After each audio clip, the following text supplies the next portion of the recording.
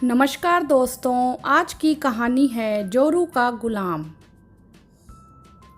और बहन जी बताओ क्या हाल चाल है। पड़ोस वाली निर्मला आंटी सुमन जी के पास आकर बैठी थी।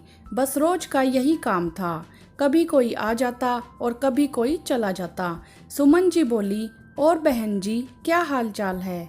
बहन जी बस सब ठीक ठाक है। और बताओ सुमन बहन जी, आपकी बहू के क्या हाल चाल हैं, काम काज करती है कि नहीं। अरे बस क्या बताऊं बहन जी, पूछो ही मत। मेरे बेटे को तो आगे पीछे लगा रखा है, जब देखो तब जोरू का गुलाम बनके आगे पीछे घूमता रहता है। हमने तो बहन जी कभी पानी का गिलास भी ना उठवाया उससे। आजकल की लड़कियां पतियों को उंगली पे नचावे हैं। बस क्या करें बहन जी, जमाना ही कुछ ऐसा हो गया है। और बताओ आपकी लाडली राधिका के क्या हाल हैं, और ससुराल वाले उसका ध्यान रखे हैं कि नहीं। अरे बहन जी, मेरी राधिका तो बहुत भागों वाली है। उसका पति तो इतना ध्यान रखे है उसका, और उसकी सास तो पलकों पर बिठा कर रखे है उसे। हर काम के लिए तो नौकर चाकर रखे हैं, कभी शॉपिंग पर ले जावे हैं, कभी पिक्चर दिखा लावे हैं, बिस्तर से उठने ना देवे उसे। बराबर वाले कमरे में खड़ी पूनम उन दोनों की सारी बातें सुन रही थी और सोच रही थी, बेटी और बहू में इतना ज़्यादा फर्क। घर के सारे काम वह खुद ही करती थी। जब कभी सास से काम वाली लगाने की बोलती तो जवाब मिलता, हम अकेले थे तो काम वाली ना लगी, अब एक और जना काम करने वाला आ गया है तो काम वाली लगा लें घर में। अभी 1 साल की थी उसकी बेटी बिट्टू, तो उसका भी ध्यान रखना होता था। वह बेटी को भी संभालती और घर के काम भी करती। रोहन को सब नजर आता था। माँ से कहता तो जवाब मिलता, क्यों चिंता करे है, मैं तो हूँ। आज सुबह का काम निपटा कर लेटी तो उसे तबीयत कुछ ठीक नहीं लग रही थी। थर्मामीटर लगा कर देखा तो 103 बुखार था। रोहन तो सुबह ही ऑफिस जा चुका था। इधर से सास ने आवाज लगाई, खाना वाना मिलेगा या ना।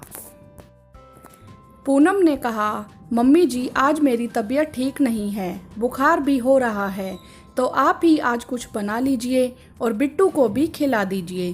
सुनते ही सासू माँ बोली, अरे दवाई खा ले और फिर खाना बना दे। पूनम ने किसी तरह दोपहर का काम निपटाया। शाम को रोहन जब ऑफिस से घर आया तो उसने देखा कि पूनम बुखार में तपती हुई है। उसकी हालत देखकर वह तो घबरा ही गया।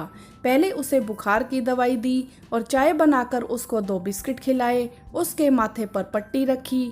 पूरी रात जागकर उसने पूनम की देखभाल की।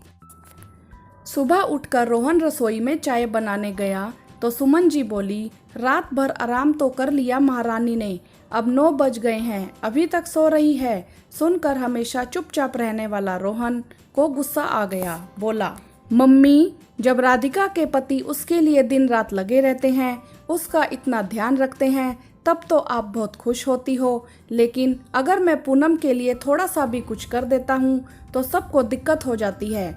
अगर राधिका के ससुराल वाले भी उसके साथ वैसा ही व्यवहार करें जैसा आप पूनम के साथ कर रही हो तो आपको कैसा लगेगा।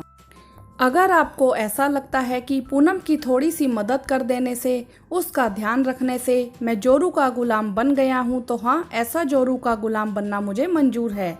सुमन जी जड़वत खड़ी रह गई। शायद उन्हें अपनी गलती समझ में आ गई थी। दरवाजे के बाहर खड़ी पूनम ने सब कुछ सुना तो उसे अपने पति पर बहुत प्यार आया कि उसके लिए भी कोई बोलने वाला मौजूद है। दोस्तों, कहानी कैसी लगी आप हमें कमेंट्स करके ज़रूर बताएं। वीडियो को लाइक करें, शेयर करें और चैनल को सब्सक्राइब भी करें। धन्यवाद।